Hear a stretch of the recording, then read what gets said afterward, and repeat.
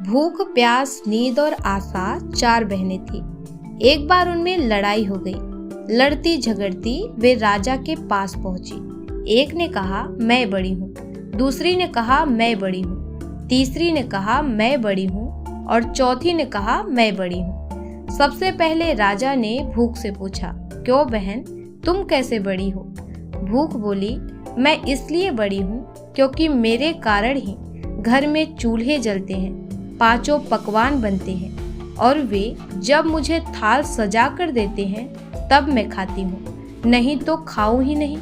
राजा ने अपने कर्मचारियों से कहा, जाओ राज्य भर में मुनादी करा दो कि कोई अपने घर में चूल्हे न जलाए, 5 पकवान न बनाए, थाल न सजाए। भूख लगेगी तो भूख कहाँ जाएगी? सारा दिन बीता, आधी रात बीती, भूख को भूख लगी। उसने यहाँ खोजा वहाँ खोजा, लेकिन खाने को कहीं नहीं मिला। लाचार होकर वह घर में पड़े बासी टुकड़े खाने लगी। प्यास ने यह देखा तो वह दौड़ी दौड़ी राजा के पास पहुंची। बोली, राजा राजा, भूख हार गई, वह बासी टुकड़े खा रही है। देखिए, बड़ी तो मैं हूँ। राजा ने पूछा, तुम कैसे बड़ी हो? प्यास बोली, मैं बड़ी हूँ क्योंकि मेरे कारण ही लोग कुएं तालाब बनवाते हैं, बढ़िया बर्तनों में भरकर पानी रखते हैं और वे जब मुझे गिलास भर कर देते हैं तब मैं उसे पीती हूँ, नहीं तो पीऊं ही नहीं।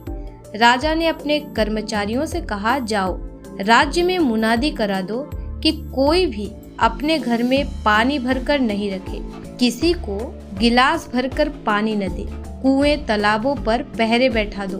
प्यास को प्यास लगेगी तो जाएगी कहाँ? सारा दिन बीता, आधी रात बीती, प्यास को प्यास लगी। वह यहाँ दौड़ी वहाँ दौड़ी, लेकिन पानी की कहाँ एक बूंद न मिली। लाचार वह एक डबरे पर झुककर पानी पीने लगी।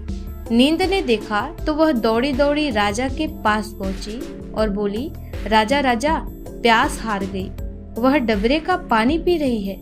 सच, बड़ी तो मैं हूँ। राजा ने पूछा, तुम कैसे बड़ी हो?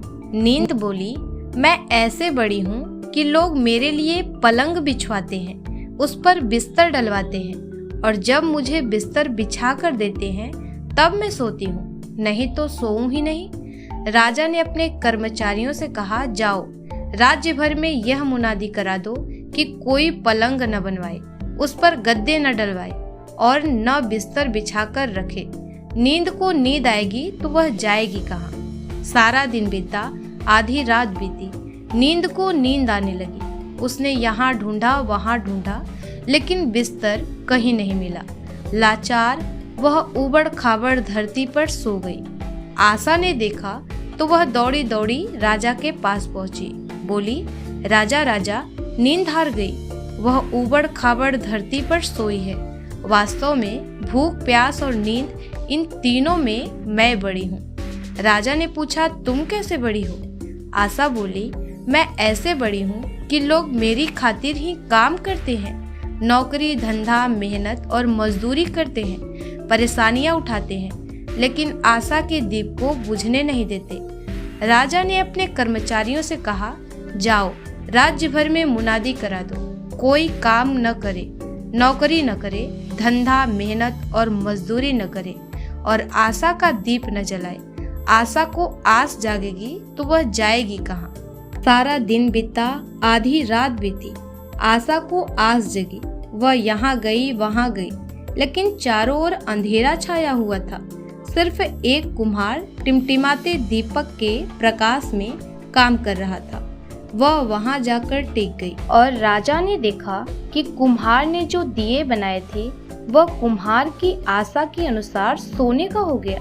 रुपए की बाती तथा सोने का महल हो गया। उसे देखकर राजा बहुत खुश हो गया। फिर उसने अपना फैसला सुनाया कि भूख, प्यास, नींद और आशा में से आशा सबसे सर्वश्रेष्ठ है। यह सारी दुनिया आशा अर्थात उम्मीद पर ही टिकी हुई है। हम सभी के जीवन में एक आशा ही होती है जो हमें नामुमकिन कार्य को भी करने की प्रेरणा देती है।